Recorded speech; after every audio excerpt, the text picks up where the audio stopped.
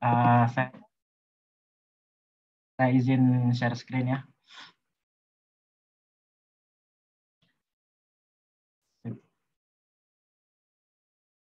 Ini Givari aman ya, kelihatan ya?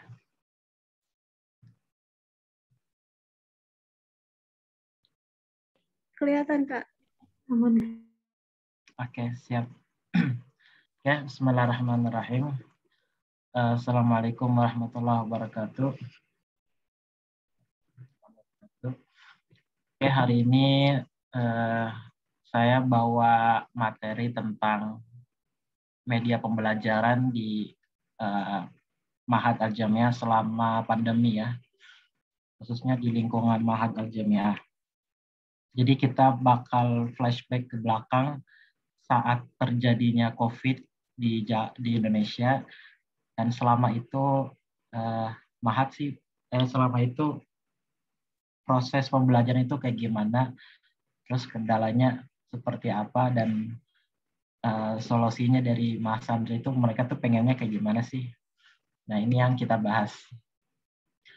Nah, jadi pertama kita flashback dulu pas terjadinya COVID-19 di Indonesia. Terus apa sih bentuk pembelajaran yang digunakan sama musyrif masing-masing mabna saat ya ada pandemi itu pakai apa sih masing-masing mabna. Terus kendalanya seperti apa selama proses pembelajaran online, dan saran yang dapat diberikan supaya pembelajaran online ini lebih maksimal dan efektif. Nah, ini yang kita diskusi malam ini. Oke, kita mulai. Nah, coba ya kita flashback ke belakang pas saat COVID udah mulai di Indonesia. Kita bahas tentang pembinaan ya. Jadi pembinaan itu ya emang harus tetap berjalan kan, meskipun keadaan online. Jadi waktu itu kan kita bingung tuh, gimana sih pembinaan? Dan waktu itu kan belum kita paham kan tentang Zoom dan Google Meet, itu belum masuk malah. Jadi awalnya itu udah panik, terus kita libur kan 1 bulan atau berapa bulan, nggak ada kegiatan Ma'had. Nah, jadi selama pembelajaran di masa pandemi itu, jadi emang harus tetap jalan meskipun ada pandemi.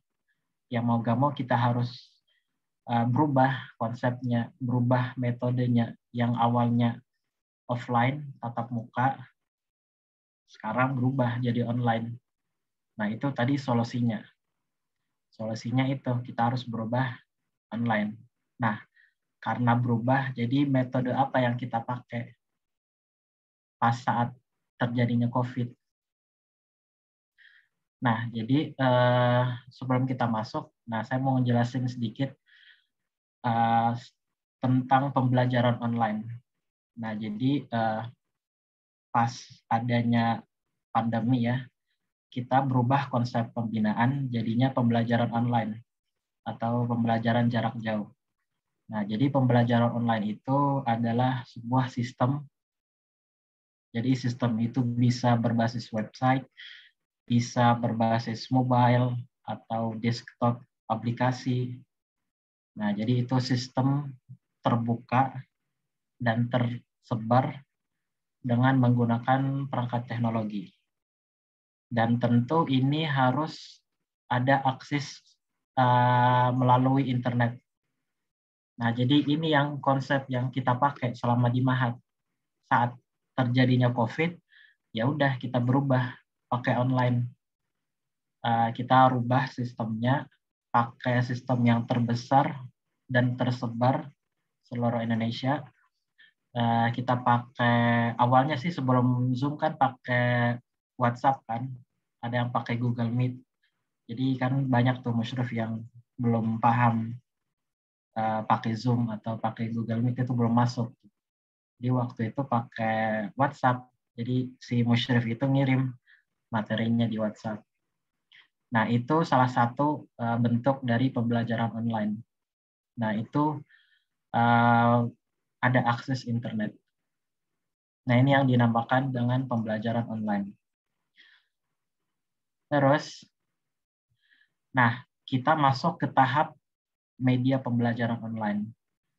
Nah, jadi saat adanya COVID di Indonesia, masing-masing musyrif kan pakai media pembelajaran. Ada yang pakai WhatsApp, ada yang pakai Google Classroom. Kalau di WhatsApp kan ada yang ngirim video rekaman ya, atau mungkin langsung PowerPoint-nya dikirim atau dikasih tugas. Nah, itu masing-masing. Nah, ini semua ini yang disebut dengan media pembelajaran. Nah, ini yang media yang digunakan sama musyrif. Itu sebelum kita masuk ke Zoom sama Google Meet ya, sebelum. Jadi pas puncaknya COVID ya, mau gak mau harus pakai WhatsApp waktu itu. Nah, jadi media pembelajaran online ini media yang dilengkapi dengan alat pengontrol user. Jadi si user itu atau si mahasantri itu bisa bisa mengunduh materi, bisa upload materi, upload tugas, bisa banyak macam-macam. Dan itu pakai WhatsApp kan. Jadi si mahasantri bisa download materinya, bisa buka suara, bisa buka link YouTube. Nah, ini semua media pembelajaran. Nah, ini yang dipakai sama musyrif sebelum masuk ke Google Meet sama Zoom. Nah, ini dia media pembelajaran saat adanya pandemi. Terus setelah Nah, jadi ini kan tadi kan kita bahas tentang media pembelajaran ya. Nah, supaya media pembelajaran online ini efektif ya dan lebih maksimal, kita harus ngasih pengalaman. Ini namanya kita memberikan pengalaman belajar. Nah, jadi si musyrif ini nggak cuma sekedar ngasih materi, dia harus kirim materi berupa teks ya, terus dia kirim video, terus dia ngirim suara MP3, terus kalau mau bikin ujian atau animasi bisa pakai Kahoot atau kuis. Nah, ini 4 elemen ini yang harus ada di media pembelajaran. Jadi sebelum masuk Zoom ya, pas pakai WhatsApp untuk mulai pembinaan, nah harusnya nggak cuma sekedar materi yang dikirim, tapi ada video, ada suara, ada animasi, kita main Kahoot atau kuis. Nah, ini kita agar memberikan pengalaman yang lebih efektif. Nah, ini yang dikasih sama beberapa musyrif. Nggak semuanya ya. Jadi waktu itu kan ada beberapa musyrif yang ngirim video, ada yang main kuis, ada yang materi, dan ada yang suara. Nah, ini yang dirasakan sama Mas Santri waktu awal puncaknya COVID. Terus, nah baru setelah 1 tahun, baru kita belajar tentang Zoom dan Google Meet. Nah, jadi ini video conference salah satu bentuk dari media pembelajaran. Jadi kan sebelumnya pakai WhatsApp, Google Classroom. Dan ini susah kan kita ngasih pengalaman. Kita harus share materi, kita harus main animasi, harus ini. Itu agak susah waktu itu. Karena belum belajar Zoom sama Google Meet. Nah, setelah 2 bulan, 3 bulan, 1 tahun, baru kita belajar. Masing-masing musyrif juga belajar cara pakai Zoom dan Google Meet. Untuk perbedaannya mungkin teman-teman udah tahu kan, kalau Google Meet itu berbasis website, bisa sih pakai mobile juga bisa. Terus maksimal 25 peserta. Kalau Zoom berbasis aplikasi desktop, ada juga pakai berbasis mobile, dan pesertanya 1.000. Ini kalau berbayar bisa jadi 1.000. Ini sih perbedaannya. Nah, cuman ini intinya. Jadi setelah terjadinya COVID, kita kan panik kan, nggak tahu, para musyrif bingung. Akhirnya pakai WhatsApp. Setelah 1 tahun baru pakai Zoom dan Google Meet. Nah, ini media pembelajaran selama pandemi. Nah, apa sih kendala yang dialami sama mahasantri ketika menggunakan Zoom atau Google Meet? Pertama, jaringan. Pasti banyak yang punya kendala kan tentang jaringan. Ada yang pasti jaringannya tidak stabil. Ini 50%. Terus selain jaringan, ilmu. Jadi ilmu yang diberikan itu belum tentu tersampaikan. Jadi belum tentu mahasantri itu paham. Karena ya pertama online, terus mungkin suaranya delay, terus ya ada gangguan, akhirnya ilmu dia tuh nggak masuk. Nah ini yang kendala selama saat pandemi itu.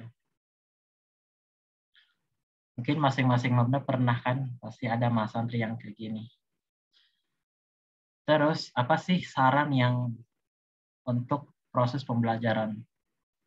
Ya mungkin kita sepakat ya, kita ngasih kuota, tapi nggak tahu ini bisa, tapi semoga aja sih bisa. Jadi ini salah satu saran, yaitu kita ngasih kuota belajar, itu bisa turun langsung dari universitas, dari kampus, ataupun dari pusat, mahat, ya kalau ada, nggak tahu. Nah ini mungkin salah satu solusinya ya itu dikasih 5 GB selama 2-3 kali selama 2 semester. Terus 1, supaya jaringannya ini. Jadi meskipun jaringannya udah habis ya, kuotanya udah habis, jadi kita ngasih kuota gratis. Terus media. Nah ini tadi ya, jadi supaya ilmu itu masuk dan bisa tersampaikan dengan baik, kita harus ngasih pengalaman, experience. Kita ngasih pengalaman belajar melalui teks, video, terus animasi. Jadi sehingga informasi itu tersampaikan dengan lebih mudah. Jadi nggak cuma sekedar materi aja. Jadi kalau bisa mungkin ada beberapa musyrif dia ngajar habis itu main game. Ada yang kayak gitu kan, atau ice breaking dulu baru main game. Atau belajar terus ada ujian tapi ujiannya pakai kahot atau quiz. Nah itu bagus karena itu ngasih pengalaman yang enak gitu, enak yang dirasakan. Apalagi kalau pembinaan malam kan. Nah itu supaya ilmunya masuk, yaitu kita butuh pengalaman, kita butuh ngasih pengalaman melalui media. Ya cuma teks doang, tapi ada suara, ada animasi, ada video, dan seterusnya. Isi saran mungkin dari teman-teman nanti ada masukan, oh mungkin kasih apa gitu ya, boleh. Oke. Nah, udah selesai. Jadi tadi kita cuma ini tadi ya, kita flashback ke belakang selama COVID terjadinya. Terus apa sih bentuk pelajaran selama COVID itu? Ada yang pakai Zoom, ada yang pakai Google Meet. Terus apa sih kendala yang dialami sama mahasantri dan apa sih sarannya supaya proses pembelajaran online lebih baik ke depannya. Oke, itu aja sih dari Muhammad. Kurang lebihnya mohon maaf. Muhammad balik ke Haifah. Oke, terima kasih Kak Muhammad. Mungkin sebelum Haifa lempar ke audiens untuk melakukan sesi diskusi, Haifa mau menyampaikan dulu beberapa kesimpulan dari yang Haifa dapat. Jadi dari kesimpulan yang Haifa dapat itu, pembelajaran online itu merupakan sistem belajar yang memanfaatkan media elektronik dan internet. Kemudian contoh-contoh media pembelajaran yang digunakan oleh Ma'had itu awalnya menggunakan WA, kemudian Zoom dan Meet ya Kak. Kemudian untuk kendala itu memang benar sih, kendala itu hampir kebanyakan itu di masalah jaringan.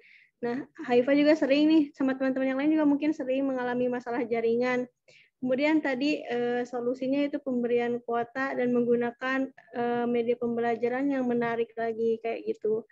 Mungkin untuk teman-teman atau kakak-kakak mudabir mudabiroh dan juga murabi murabiah ingin menanggapi dari apa yang Kak Muhammad sampaikan.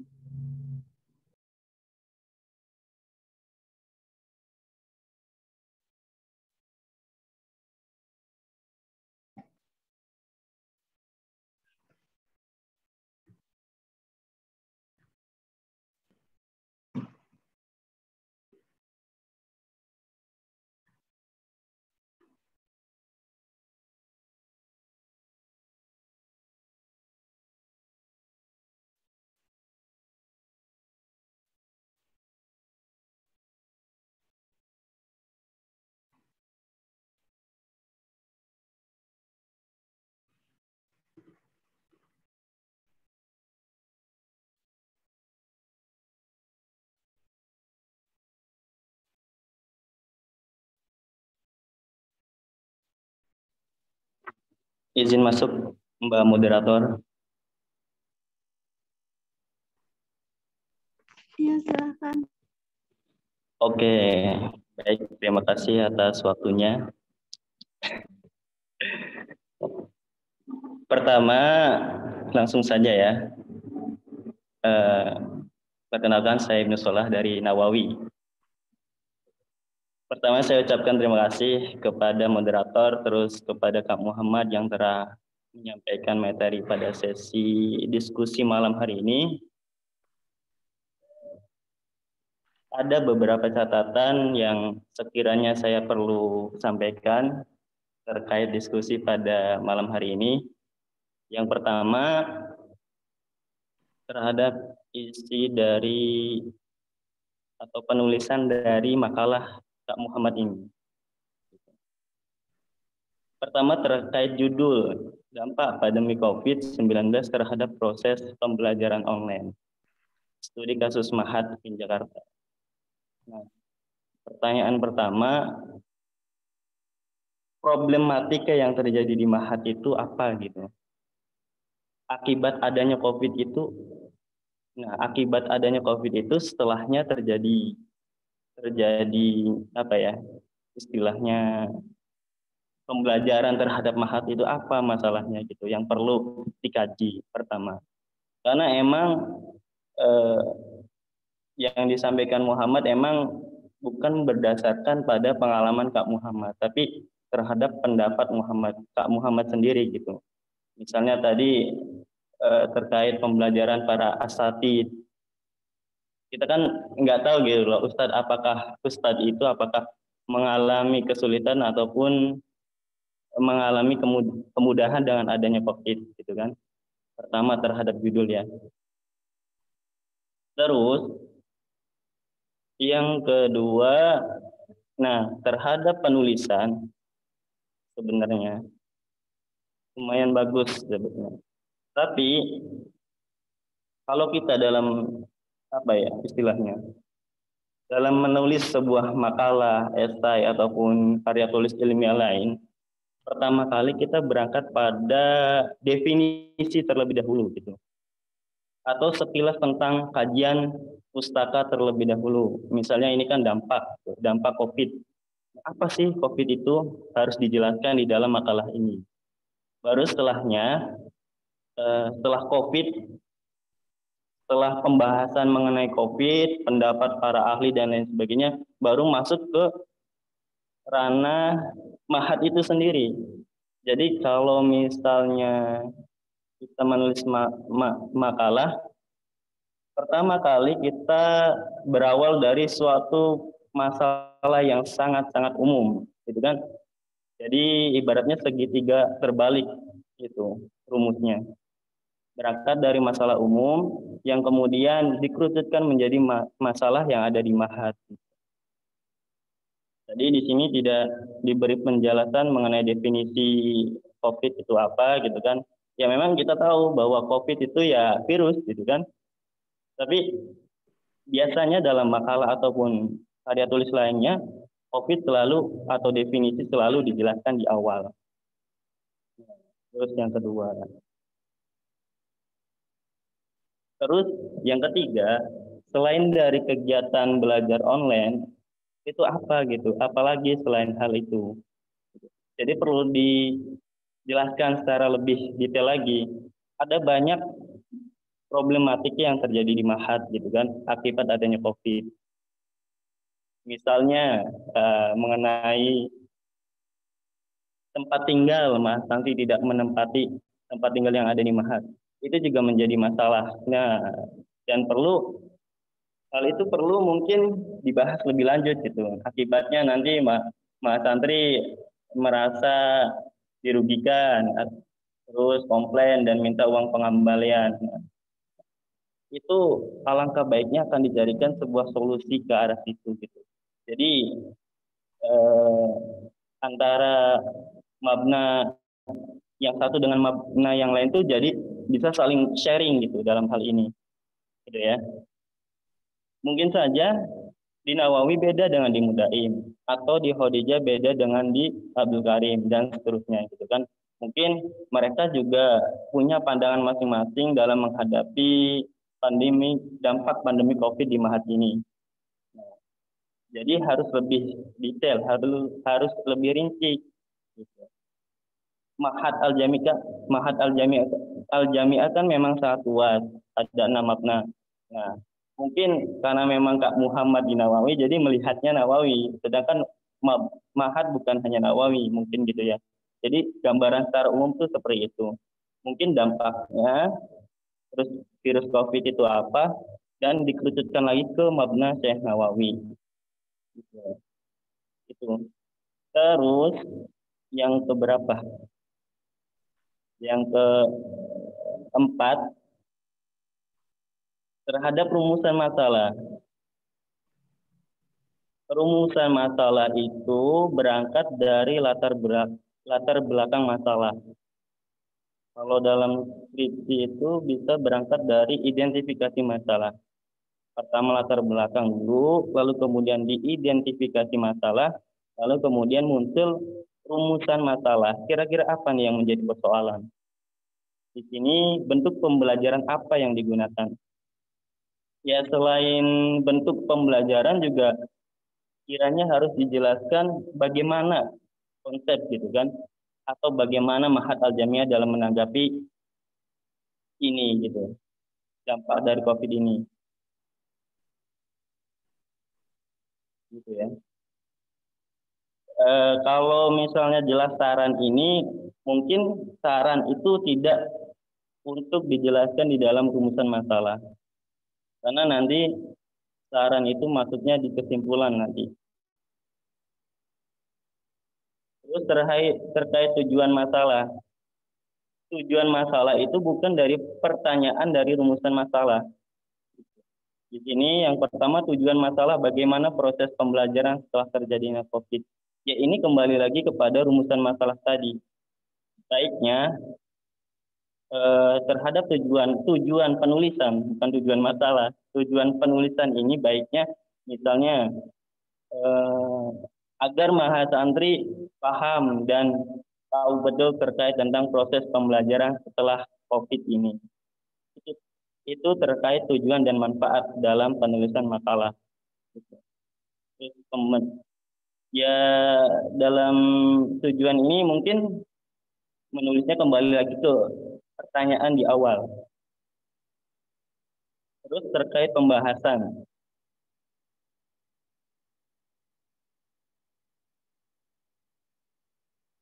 Terkait pembahasan, nah ini langsung loncat ke proses pembelajaran setelah terjadinya COVID. Tadi alangkah baiknya dijelaskan terlebih dahulu apakah itu COVID, gitu. Lalu kemudian dampak COVID terhadap dunia, dampak COVID terhadap Indonesia, dampak COVID terhadap Mahat dan khususnya misalnya Nawawi nanti masuk dalam pembahasan yang lebih detail tentang judul dalam makalah ini. Mungkin itu saja dulu. Mohon maaf atas kekurangannya. Terima kasih.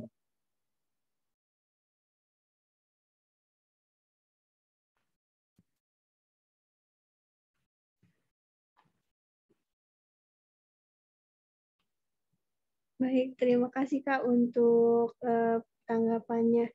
Mungkin saya kembalikan kepada Kak Muhammad untuk menanggapinya kembali. Apa? Ya, nggak ada yang ditanggapi. Setuju-setuju aja sih. Baik, kepada kakak mudabiroh yang lainnya, apakah ada yang ingin menanggapi lagi?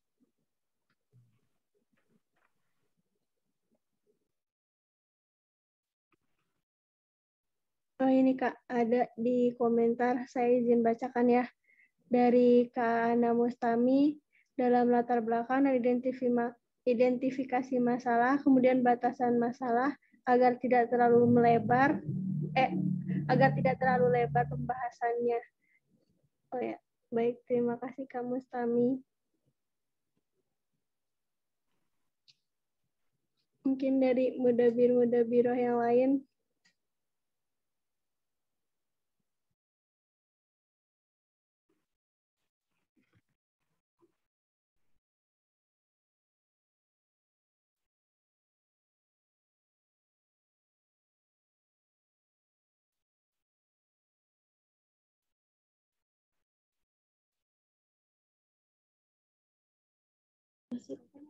Assalamualaikum Kak, izin masuk. Saya mau bertanya.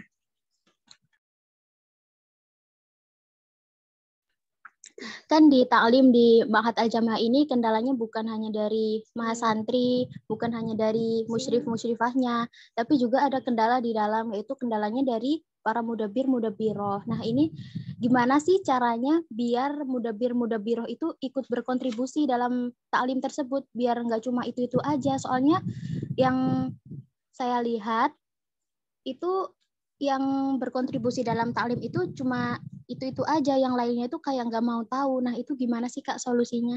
Terima kasih.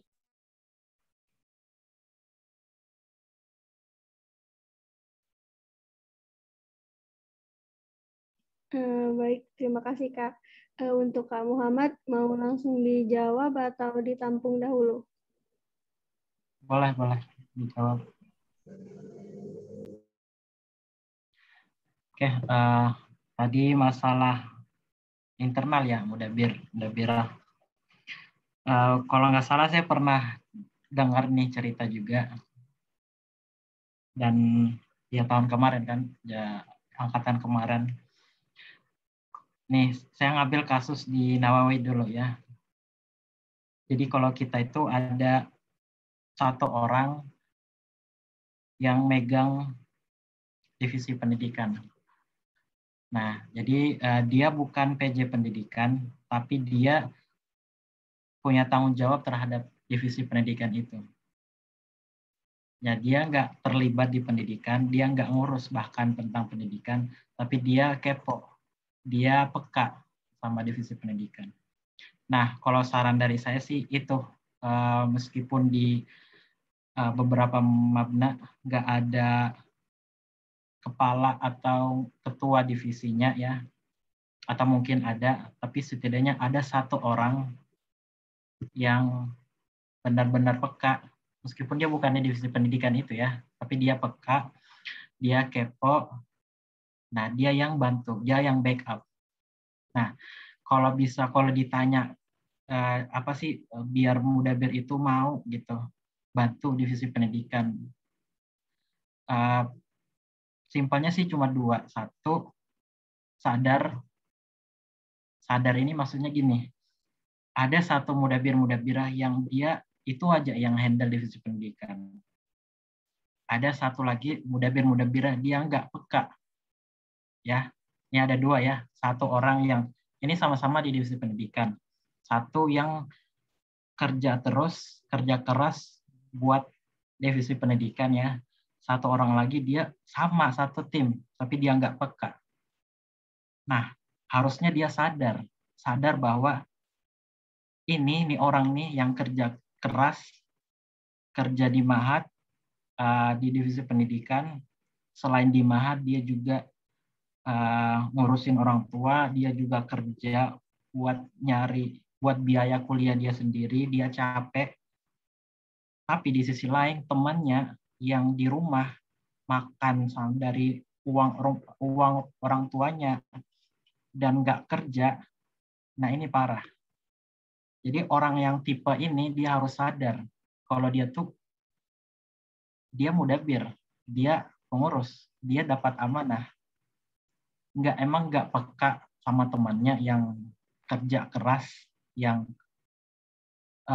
selain dia di Mahat, dia juga nabung buat biaya dia kuliah, buat biaya dia di Mahat, nggak peka apa.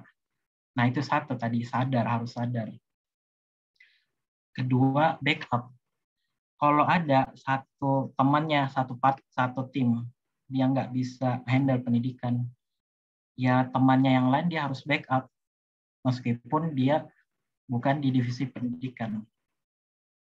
Karena kita satu rumah, satu mabna, ya harus bantu. Kalau nggak bantu ini hancur divisinya, gitu. Pembinanya hancur. Nah, jadi kesimpulannya itu dua, harus sadar, terus harus peka, backup.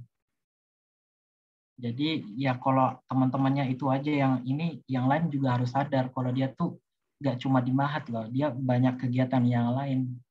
Dia bantu orang tua, dia ini, tapi dia nggak mau speak up. Yang lain malah diam. Itu harus sadar dan harus backup. Kalau nggak jalan dua-dua ini, ya ngapain gitu. Itu sih yang saran dari saya.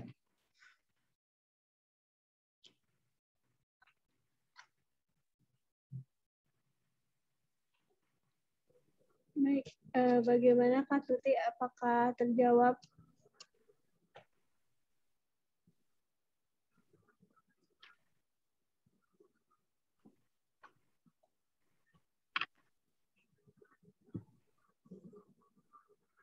Mohon maaf, moderator izin masuk dan izin menanggapi. Iya Kak, silakan. Udah angkat tangan dia. Dia lagi. Iya, kalau misalnya kita udah divisi yang pendidikan ini di setiap Mamna kan pasti ada ya. Nah, kadang yang nge-backup juga sama itu aja gitu. Kalau misalnya kita terapkan adanya, kalau misalnya dia meninggalkan satu kali itu teguran, kedua kali teguran lagi tapi ya lebih keras gitu ya. Terus kalau ketiga kali dia masih meninggalkan kewajiban dia, lalu kita adakan punishment, itu gimana menurut pandangan kakak-kakak semua gitu? Agar ya punishment itu lebih mendisiplinkan gitu daripada cuman kayak kita chat dia dari WA ingetin, terus kalau misalnya dia nggak mau dan alasan sibuk atau yang lain kita backup lagi. Nah gimana kalau misalnya kita terapkan punishment ketika dia itu alasannya emang nggak ini ya, tapi sih nggak logis ya gitu. Gimana menurut kakak-kakak semua yang hadir di sini? Syukron.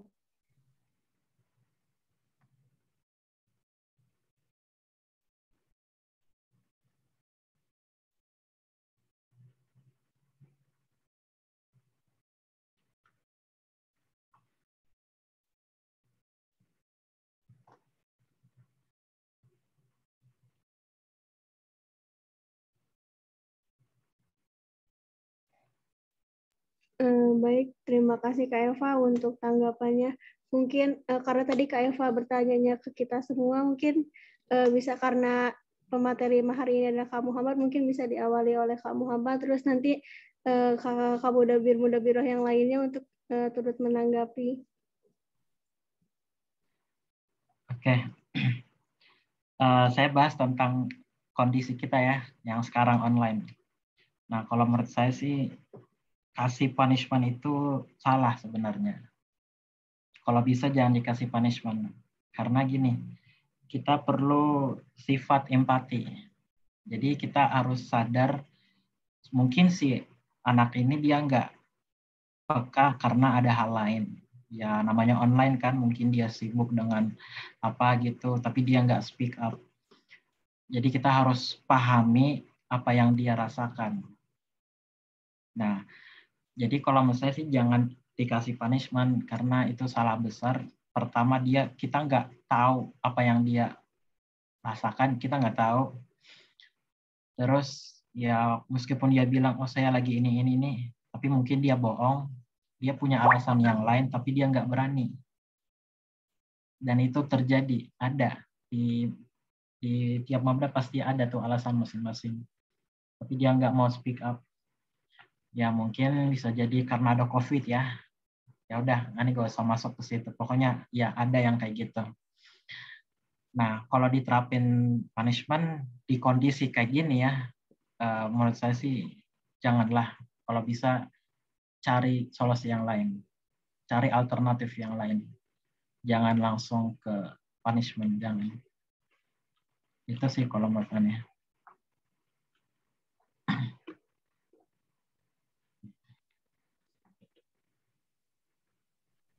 Baik, terima kasih Kak Muhammad. Ini juga ada dari Kak Ana, saya izin membacakannya. Diberi tanggung jawab aja buat yang kurang peduli, misal dijadikan PJ kelas, kemudian diberi tugas untuk mendata siapa saja yang hadir dan sebagainya. Seperti itu. Mungkin sebelum Haifa alihin ke mudabir-mudabiroh yang lainnya, Haifa izin bertanya ke Kak Muhammad. Boleh, Kak? Iya, boleh. Ya, tadi kan kata kakak jangan diberi hukuman ya kayak atau punishment. Nah, menurut kakak kalau bukan itu berarti lebih baiknya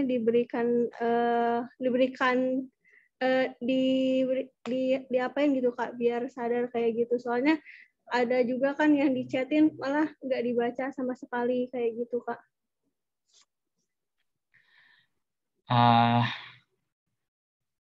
Gini, ini karena kita sama-sama OMM ya, dan kemarin sempat kita rapat kan triwulan atau apa gitu. Nah, kemarin ada satu orang ya yang dia tuh slow respon ya di kegiatan OMM. Dan kita pertama sih emang karena slow responnya, jadi kita nganggapnya nih orang arahnya ke yang lain. Nah, kita punya banyak solusi kan, entah mau dikasih tugas atau apa, kayak gitu. Banyak sih di kepala. Tapi setelah beberapa hari, dan baru ya minggu kemarin pas rapat, ternyata dia mulai speak up masalah dia, akhirnya dia kendala sama keluarganya dia. Karena kasus COVID. Ya kan, mungkin teman-teman udah pada tahu. Nah, jadi itu lagi. Kalau bisa jangan dikasih punishment, jangan dikasih tugas, dipahami, kita harus mengerti keadaan dia. Dia belum speak up, ya udah coba ngobrol, ngopi bareng, sampai dia speak up apa sih masalah dia. Karena pastilah ada masalah. Gak mungkin dia tiba-tiba berubah kan, slow respon. Pertama sih kita nih semua mudabirah kita sudah komitmen kita bakal jadi mudabirah 1 tahun. Kita udah komitmen ya. Tapi di tengah jalan kita punya slow respon, itu bukan artinya kita malas. No, ada kendala, apalagi yang saat COVID. Nah, ada.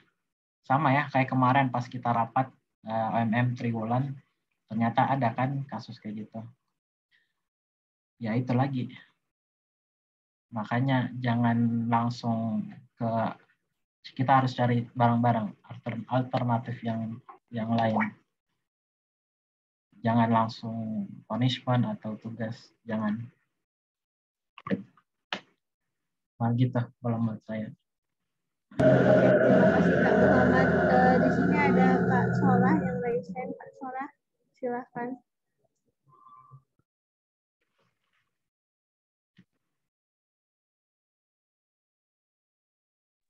Ya, baik. Terima kasih kakak moderator. Ini saya bersama Rahmatul Yildan ya. Ya, ingin memberikan sedikit tanggapan sih Kak terkait pembahasan kali ini tuh mungkin yang tadi disampaikan seperti sekian detik oleh Kak Muhammad tadi, mungkin saya juga bingung ini tuh lagi bahas apa gitu. Tapi yang ingin saya tanyakan itu terkait media pembelajaran di tengah COVID ya, yang sesuai dengan pembahasan kita pada awal tadi, sesuai dengan judul atau tema yang sedang kita diskusikan saat ini. Yang pertama, mungkin ini sebagai sebuah bentuk tanggapan ya dari kami, dari Mabna Syekh Nawawi, khususnya saya pribadi sebagai bagian dari departemen ini pendidikan dan keislaman. Jadi kan kami juga sebelum raker kita udah memprediksi dan membentuk sebuah opsi bahwasanya kegiatan ta'lim malam ini atau pembelajaran di Madi ini akan, opsi yang pertama itu akan digabung, yang kedua yaitu seperti pada biasanya, dan keputusan dari kantor MAD itu dilaksanakan secara bersama-sama. Cuma yang menjadi kendalanya yaitu pada saat awal-awal, dan mungkin ini juga sudah diketahui oleh Kakak Muhammad, terkait siapa sih sebenarnya PJ dari kegiatan pembelajaran di MAD ini.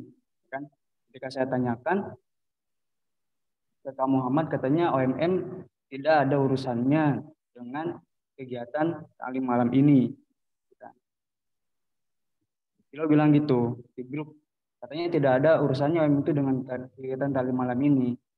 Alhasil dengan inisiatif ya salah satu bagian dari kami untuk menghubungi teman-teman yang ada di Mabna yang lain. Alhasil bisa terbentuk lah gitu. Minimal ya PJ-PJ dari itu. Cuma yang menjadi kendalanya juga, sampai saat ini saya sendiri belum mengetahui siapa sih sebenarnya PJ dari kegiatan ta'lim malam dan juga kegiatan morning activity gitu. Yang mana ini tuh saya lihat ya, banyak miskomunikasi.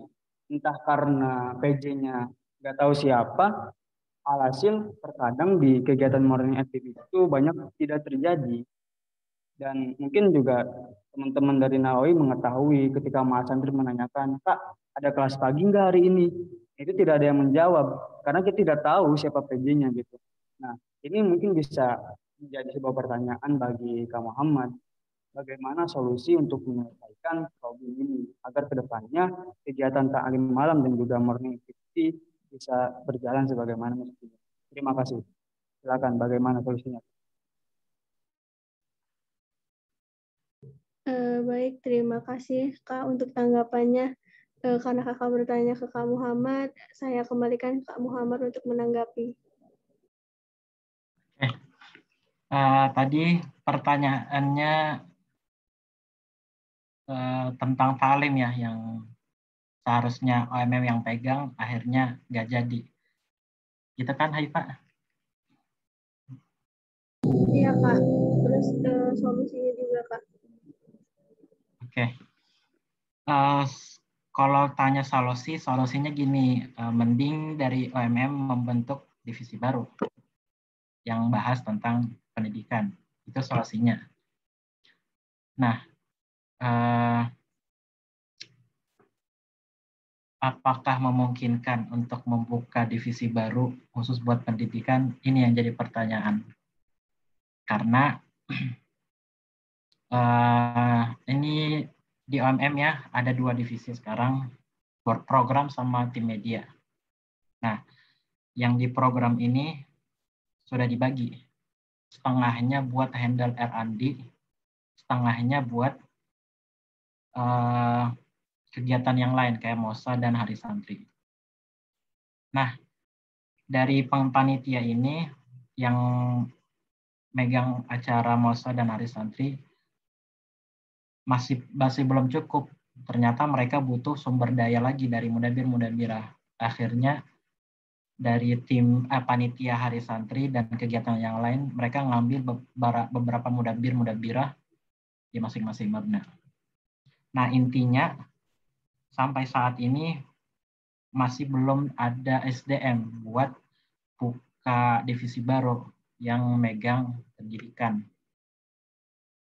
Nah, ini kenapa ini ya itu karena SDM-nya kurang, akhirnya kita nggak buka divisi baru buat handle divisi pendidikan. Nah, itu satu. Terus kedua,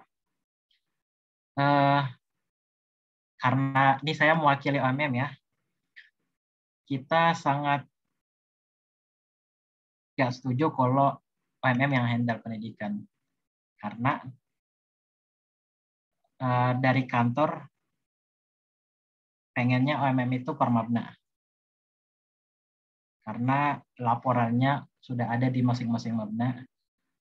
Terus laporan apa sih, kayak absen atau nilai itu ada. Daripada dihandle sama OMM, semuanya puncaknya di situ.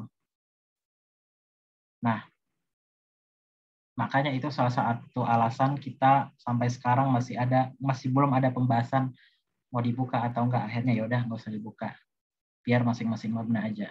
Jadi kayak biasa ya. Terus ketiga, kalau misalkan kita buka grup divisi buat pendidikan, coba kita bayangin nanti pas offline. Nih ceritanya kita udah offline ya, udah offline. Wah, ada pendidikan nih, pembinaan. Yang handle siapa? Masa kan kalau ceritanya OMM kan nggak mungkin kan, itu masing-masing mabna kan. Terus penempatannya juga beda kan, ada yang di mabna ini, ada yang di mabna ini. Ceritanya juga beda lagi, berubah. Jadi makanya akhirnya ya udah kita serahkan aja ke kantor. Kantor yang membagi kelasnya, kantor yang menyediakan absennya udah. Karena nanti kalau ada perubahan ketika udah mulai offline, ya susah diatur lagi pembinaan. Masa jadi OMM yang handle, terus karena udah offline masing-masing mabna terpisah, ya udah di masing-masing mabna pembinaan nanti ya urusan administrasinya makin rumit lagi. Nah akhirnya ya udah kita balik lagi ke kantor yang handle. Akhirnya ya udah balik lagi ke masing-masing mabna. Gitu. Jadi yang pertama tadi solusinya itu kita buka divisi baru. Tapi pertanyaannya bisa dibuka, ternyata nggak bisa karena SDM-nya kurang. Itu satu. Terus kedua, dari kantor masih tetap kantor yang megang terkait urusan pembinaan. Terus yang ketiga, proses dari online ke offline itu nanti makin sulit. Akhirnya ya udah tetap aja di kantor. Nah, itu 3 alasan kenapa pembinaan kayak gini masih belum dipegang sama OMM. Gitu.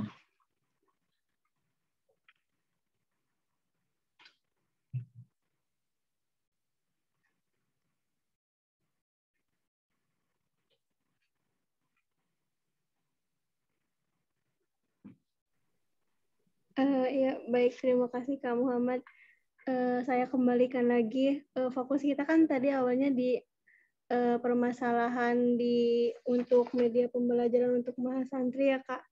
Nah, jadi Haifa juga mohon maaf nih jadi sedikit melebar kemana-mana, tapi karena sudah terlanjur melebar juga dan juga tadi ada Kak Ana juga mau masuk. Jadi Kak Tutik mau masuk, jadi Haifa izinkan dulu Kak Tutik untuk masuk ya Kak. Mohon maaf sebelumnya karena pembahasannya agak melebar. Ya, nggak apa-apa, santai. Terima kasih Kak Haifa. Sebelumnya ini saya pakai akun Tutik dan Ulfi ya. Perkenalkan saya Istiqomah. Saya muda biro MSM. Mungkin karena pembahasan ini tuh perlu klarifikasi sih menurut saya. Yang pertama terkait pembinaan ini ya. Jujur, dari kantor sendiri itu tidak ada perintah untuk OMM yang pegang taklim ini. Berikutnya, di rancangan program kerja yang sudah disepakati, itu tidak ada kegiatan taklim.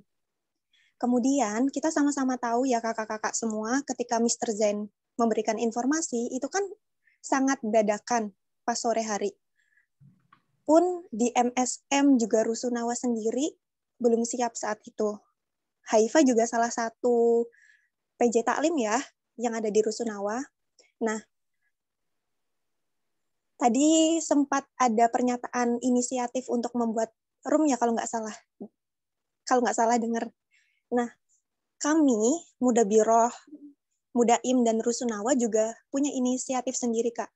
Kami buat grup sendiri, kemudian link presensi sendiri, kemudian bikin room Zoom sendiri, menghubungi ustadz-ustadzahnya sendiri. Dan kami pun tidak terpacu ini tuh harus dipegang OMM karena pikiran kami kalau semuanya dipegang OMM, lantas tugas divisi pendidikan tiap-tiap mabna itu apa? Apakah tupoksi mereka akan bisa dilaksanakan ketika semua programnya dilaksanakan oleh OMM? Bukankah kalau seperti itu, kesannya OMM itu merebut semua job desk yang ada di masing-masing mabna kan, Kak? Iya nggak sih, Kak? Nah, sebenarnya kalau masalah inisiatif, mungkin saran dari kami seharusnya kakak-kakak dari Mabna Putra itu juga membuat grup, kemudian membagi job desk-nya masing-masing. Itu dari kami sih, Kak. Ini sekadar konfirmasi ya, supaya tidak ada kesalahpahaman dikiranya kami tidak mau menuruti perintah atasan. Bukan seperti itu. Tapi kami lebih ingin dengan adanya OMM ini tidak juga merebut semua proker yang ada di mabna masing-masing. Bisa diiyakan tidak Kak Haifa selaku PJ dari Rusunawa? Seperti itu kan, kita udah ada grupnya dan lain sebagainya. Oke, terima kasih Kak.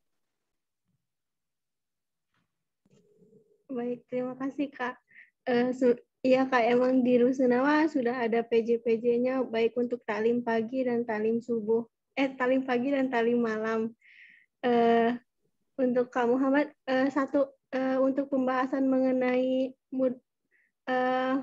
pembahasan Mudabiroh ini, Haifa beresin satu kali lagi pembahasan yang akan dibahas oleh Kak Muhammad ya. Setelah ini kita kembali lagi ke materi yang ada di makalah Kak Muhammad.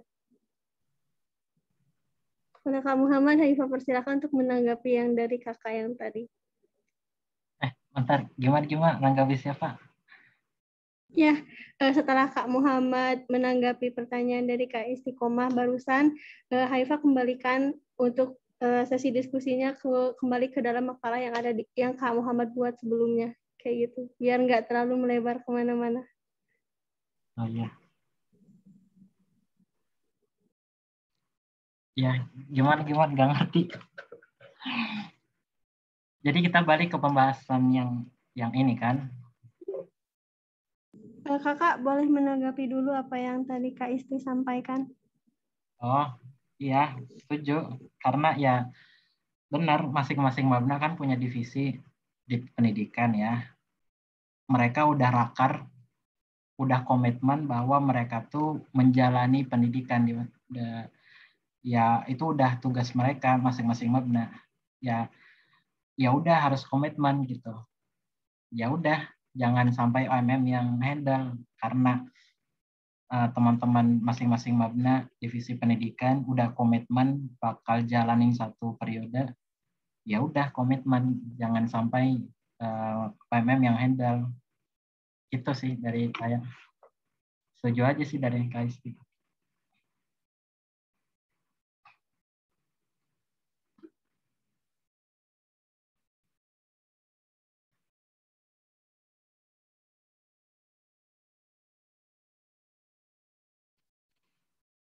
Baik, terima kasih Kak Muhammad.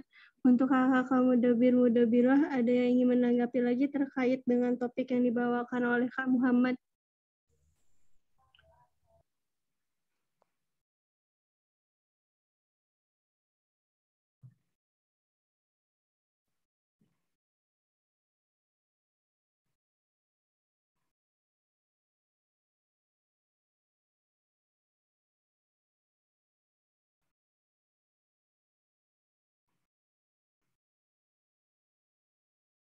Ya, Kak Adam, silahkan. Baik, terima kasih moderator. Izin bertanya Kak Muhammad. Tadi di penjelasan Kak Muhammad ada beberapa permasalahan yang disebutkan atau yang disampaikan. Yang kemudian bagaimana solusi yang Kak Muhammad berikan. Terus yang pertanyaannya, dengan kita berdiskusi masalah media pembelajaran ini, saya berekspektasi ke depannya inovasi pembelajaran yang kita dapat dari pembahasan ini itu apa.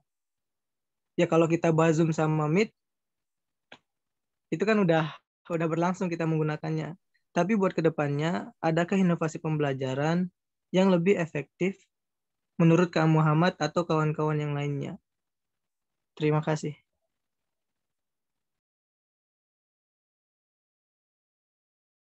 Baik, terima kasih Kak Ade. Kepada Kak Muhammad, dipersilakan untuk menanggapi. Oke, salah satu solusi selain Zoom dan Google Meet ya, ada platform namanya LMS, Learning, itu apa sih? Management System, Learning Management System. Itu e-learning, itu kayak ICE ya, hampir mirip dengan ICE.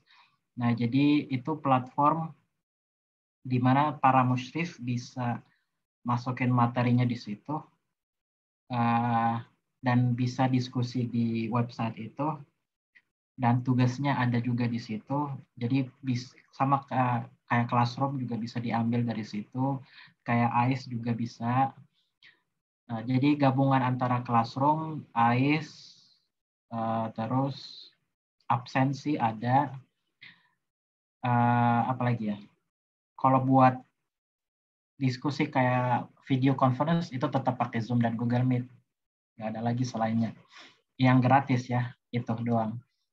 Nah, kalau tentang inovasi pembelajaran yang lebih maksimal lagi ya, itu konsep namanya LMS, Learning Management System. Nah, itu berbayar, nggak gratis sih sebenarnya. Meskipun itu maksimal ya, tapi itu berbayar. Jadi dari pihak Mahat, dia yang menyediakan website itu, tapi ya tetap sih berbayar. Nah, itu kalau mau hasil yang lebih efektif dibanding yang kayak sekarang, Zoom, Google Meet, itu sih saran saya pakai LMS. Tapi itu mahal sih, kalau apalagi saat banyak kan mahasiswanya, mahasiswinya. Jadi bayangin berapa sih keluar yang harus dikeluarkan. Pokoknya itu ya campuran antara ICE dan Google Classroom dan platform yang lain yang tentang pendidikan.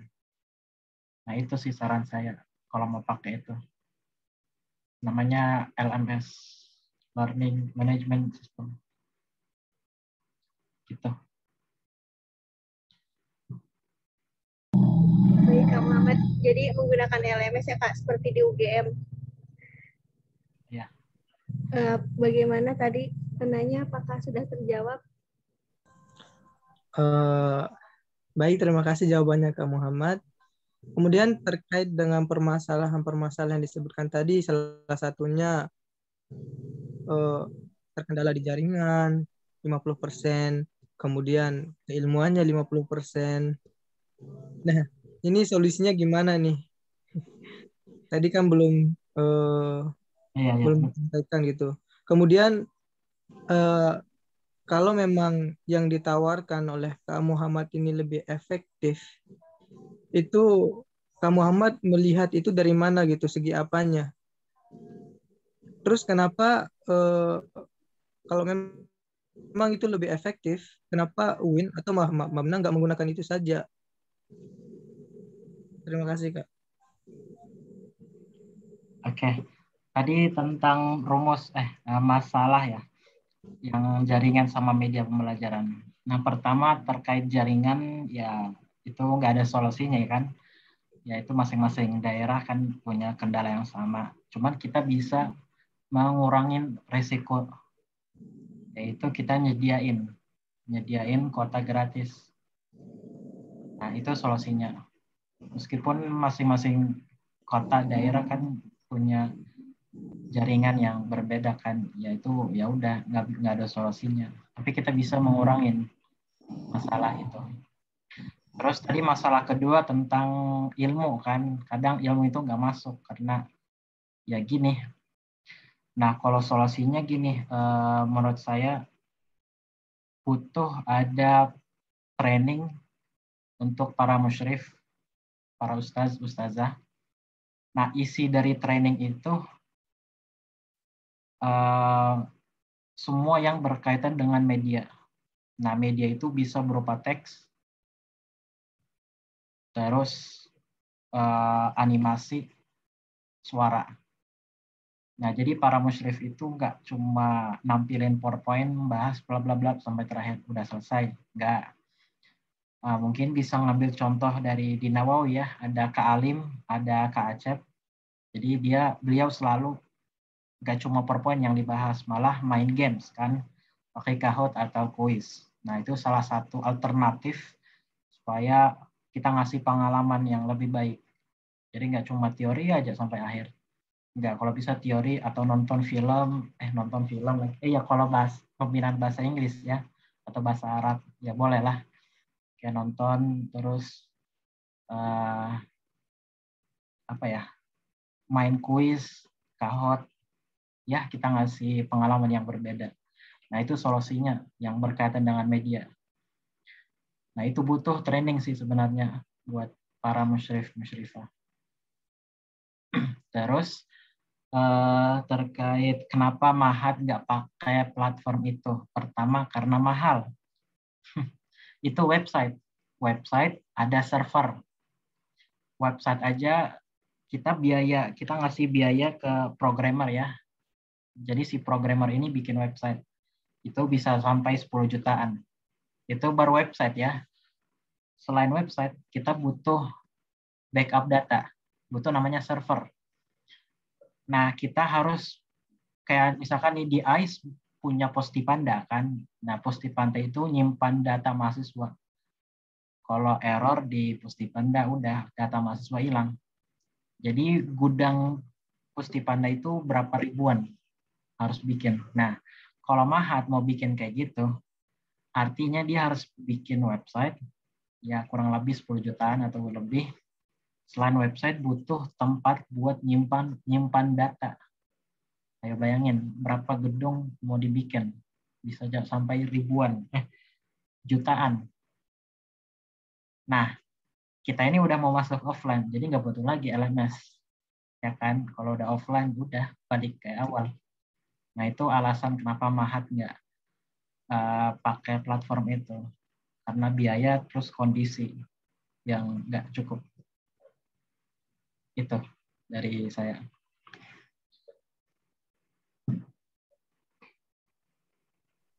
Baik, terima kasih Kak Muhammad. Bagaimana Kak Ade, apakah terjawab?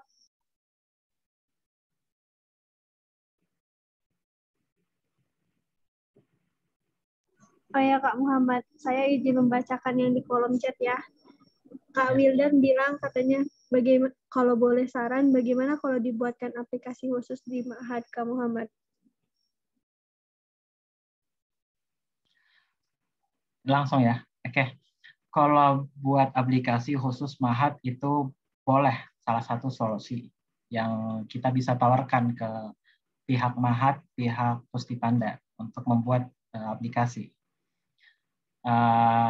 Balik lagi ya ke anggarannya, karena bikin aplikasi mahal. Terus kalau udah jadi aplikasinya butuh tadi ya server, butuh gudang buat nyimpan data. Nah, kalaupun mau kayak gitu berarti santri itu 3,5 nggak cukup. Kalau menurut saya ya, pandangan saya 3,5 nggak cukup. Bisa jadi 4 sampai 5 juta. Karena sisa uang buat maintenance web aplikasi dan server data. Nah itu ya buat startup ya benar. Jadi ya nggak cukup anggaran, kalau nggak tahu sih kalau pihak Mahat punya banyak dana ya nggak apa-apa. Cuman kalau kita nawarkan bikin aplikasi ya itu sangat bagus karena kita udah masuk, semua mahasiswa kan punya HP kan, harusnya sih bisa. Cuman ya balik lagi ke tujuan bikin aplikasi itu apa nanti. Pasti ada kaitan dengan anggaran. Harusnya sih nanti 3,5 nggak cukup tuh kalau buat ini. Bisa jadi 5, 10, jangan 10, 6 juta. Cuma buat aplikasi. Ya, itu dari saya.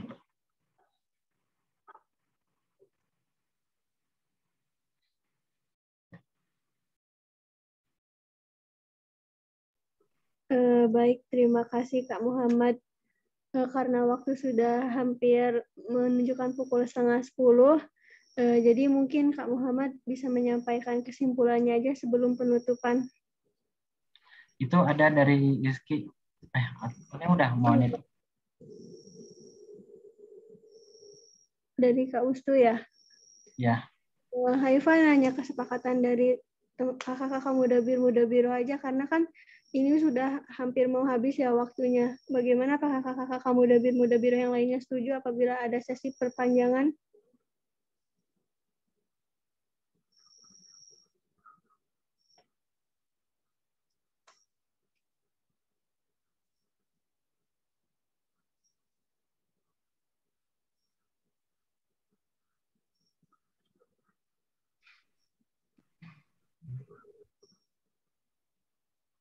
Bagaimana kakak? Apakah setuju atau ditutup saja?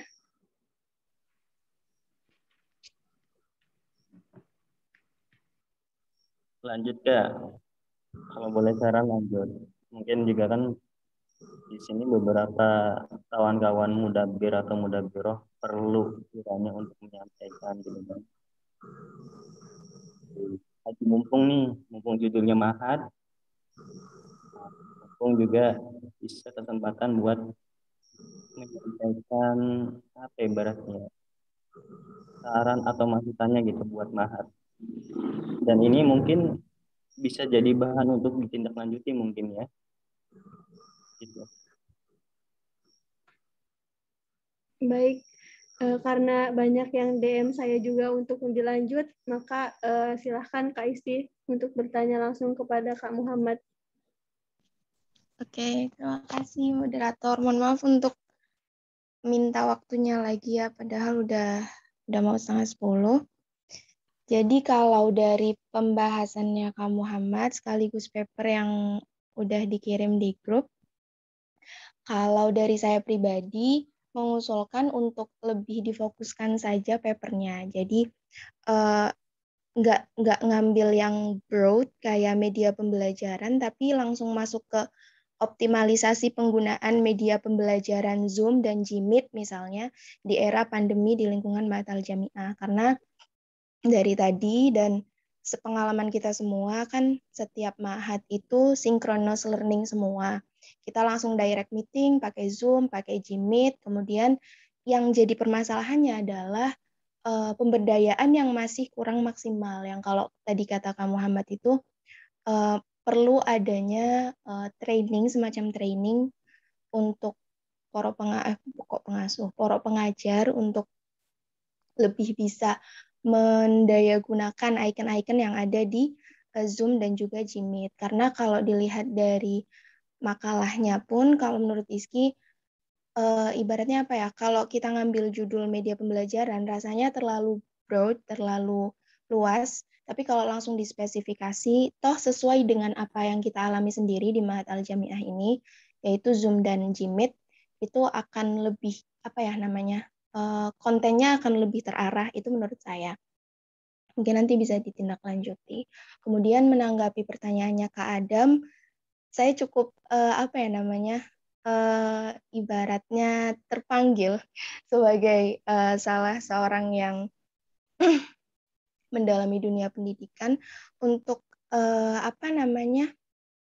konteks yang pandemi hari ini memang cukup tricky Kak Adam ya dan teman-teman semua kaitannya dengan engagement sama students gitu. Apalagi kalau kita lihat jadwal pembinaannya sendiri, kita ada malam dan pagi-pagi banget gitu kan. Sedangkan pagi siang sorenya itu dibebaskan untuk kuliah dan kita monitoringnya secara online. Maka bukan sesuatu yang apa ya? Bukan sesuatu yang memalukan menurut saya kalau misalnya memang masih kurang maksimal gitu. Kenapa? Karena kita beradaptasi secara mendadak satu. Tiba-tiba langsung di turn ke online semua, virtual semua. Kemudian platform yang paling familiar buat kita semua dan tadi reachable, priceless, itu kan kita punya Zoom dan Gmeet. Maka bukan gimana ya, namanya inovasi itu bukan hanya tentang mengambil platform baru atau kita bikin sesuatu yang baru dengan tentang app-nya atau apa, tapi kita bisa memberdayakan dulu apa sih yang sebenarnya sudah kita gunakan dan ramah untuk semua orang gitu. Kalau dalam hal ini Mahasantri dan sebagainya. Kalau kita bicara aplikasi baru, kemudian kita juga tahu kendalanya. Anak-anak mungkin susah ngaksesnya karena sinyal apa segala macam kuota.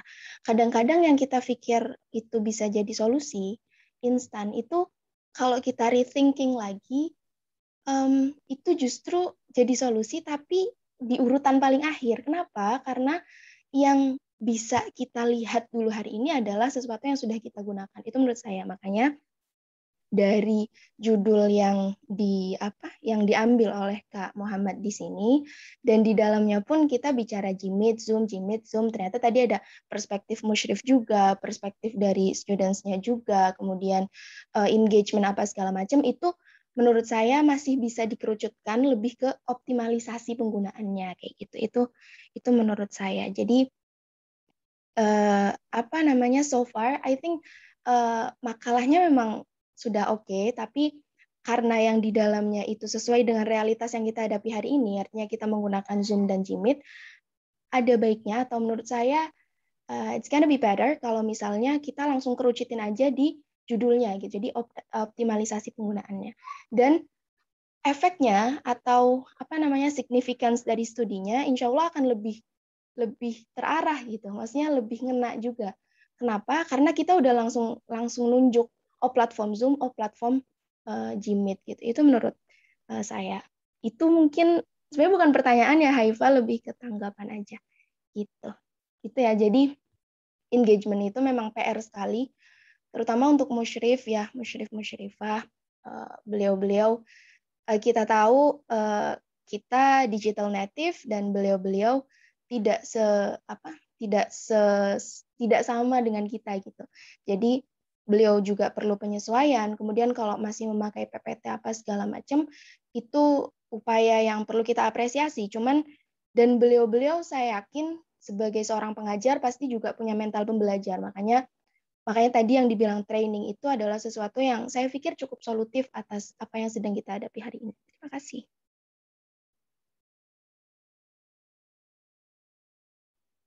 Baik, terima kasih Kak Mustu atas tanggapannya. Kemudian saya juga izin membacakan pesan dari Kak Adam yang ada di kolom chat. Inovasi pembelajaran yang saya maksud sebenarnya bukan aplikasi baru, memang ia bisa menjadi solusi. Inovasi pembelajaran di sini lebih bagaimana mengefektifkan pembelajaran melalui platform yang sudah ada. Baik, terima kasih Kak Adam untuk tanggapannya. Mungkin karena sudah waktunya sudah benar-benar sudah habis, Haifa ingin menutup kegiatan malam hari ini dengan membaca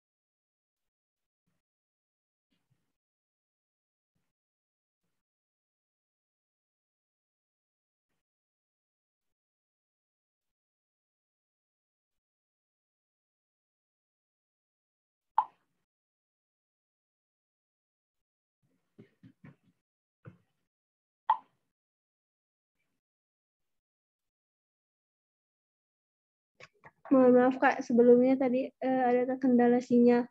Pada Kak Muhammad untuk menyampaikan kesimpulannya. Dipersilahkan. Apa ya? Ya, pertama sih terima kasih. Bersyukur banget hari ini dapat teman-teman, dapat orang-orang yang hebat kayak Kak Solah, ada Iski, dan Adam, yang lain. Dan ya maklumlah orang yang datang dari planet dari luar, terus terjun dunia yang tiap hari buka laptop dan main gadget, dan jarang bukan literatur, ya ginilah keadaannya. Tapi alhamdulillah bersyukur banget dapat kesempatan yang malam ini dengan program R&D ini. Terus banyak masukan dari orang-orang yang hebat, dari kayak Kak Solah, Rizky, Adam, dan yang lain. Dan semoga apa yang kita bahas itu bisa kita ngasih inovasi di masing-masing mabna. Mungkin kita nggak fokus ke gadget ya, nggak fokus ke teknologi yang kita pakai, tapi fokus gimana mengoptimalisasikan teknologi yang ini untuk Mas Santri. Itu yang kita harus fokus. Ini sih kesimpulan dari saya. Jangan fokus gimana sih Zoom dan Google Meet ini bisa Mas Santri itu bisa ini, jangan. Tapi kita fokus gimana kita dari Mudabir sendiri, kita yang peka terhadap Mas Santri. Bukan Mas Santri yang peka. Enggak, tapi balik kita. Itu aja sih dari saya. Kurang lebihnya mohon maaf. Assalamualaikum warahmatullahi wabarakatuh.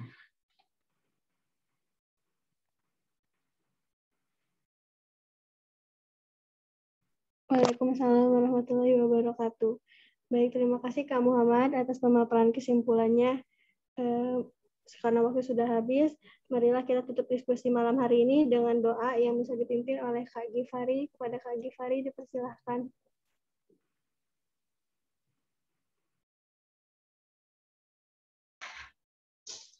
Iya, sebelumnya terima kasih moderator. Ya, Bismillahirrahmanirrahim. Al-Fatihah. A'udzubillahi minasyaitonirrajim. Bismillahirrahmanirrahim. Alhamdulillahirabbil alamin. Arrahmanirrahim. Maliki yaumiddin. Iyyaka na'budu wa iyyaka nasta'in. Ihdinas siratal mustaqim. Siratal ladzina an'amta 'alaihim ghairil maghdubi 'alaihim waladdallin. Amin. Bismillahirrahmanirrahim. Alhamdulillahirabbil alamin.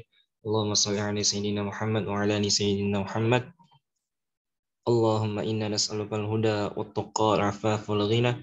Rabbana zalamna anfusana wa illam taghfir lana wa tarhamna lanakunanna minal khasirin. Allahumma iftah lana abwaabal khair wa abwaabas salama wa abwaabas sihah wa abwaabal barakah wa abwaabal rizqi wa abwaabal ilmi wa abwaabal jannah bi rahmatika ya arhamar rahimin. Rabbana zidna ilman warzuqna fahman. Allahumma rabbana atina fid dunya hasanah wa fil akhirati hasanah wa qina adzaban nar. Wa sallallahu ala sayyidina Muhammadin wa ala alihi wa sahbihi wasallam. Alhamdulillahi rabbil alamin.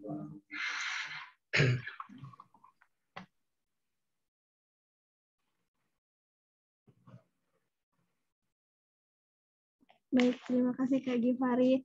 Untuk kakak-kakak Mudabir, jangan lupa untuk mengisi link absensi pada diskusi malam hari ini ya.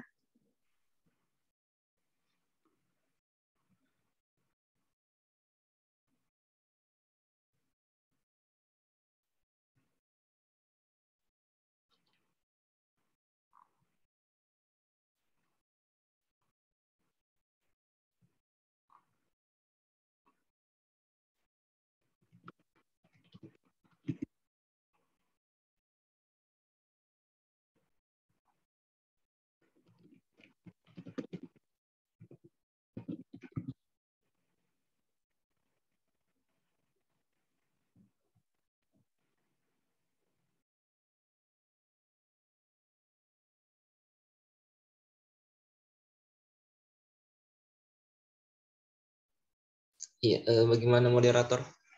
Mungkin kendala jaringan ya, Haifah.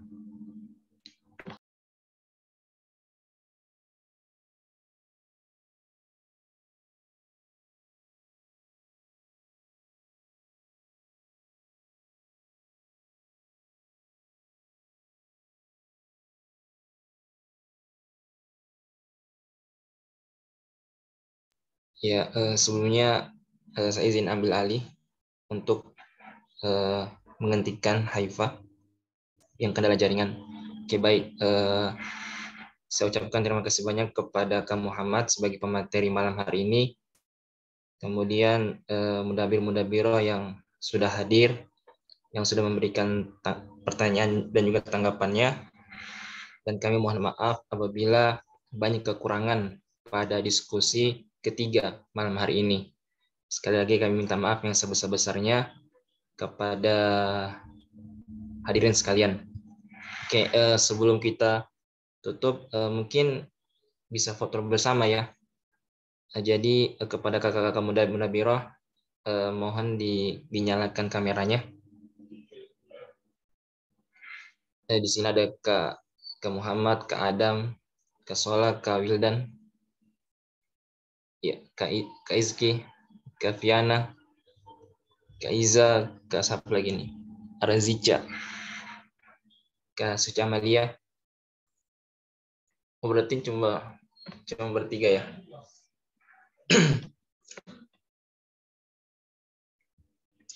Oke, langsung aja ya. Aneh ambil alih. 1, 2, 3. Ya, satu kali lagi. 1, 2, 3. Ya, terima kasih. Oke, terima kasih banyak atas kehadirannya kakak-kakak sekalian. Insya Allah kita bertemu lagi di diskusi keempat Jumat depan. Sekian dari kami. Wallahul musta'an. Assalamualaikum warahmatullahi wabarakatuh. Waalaikumsalam warahmatullahi wabarakatuh.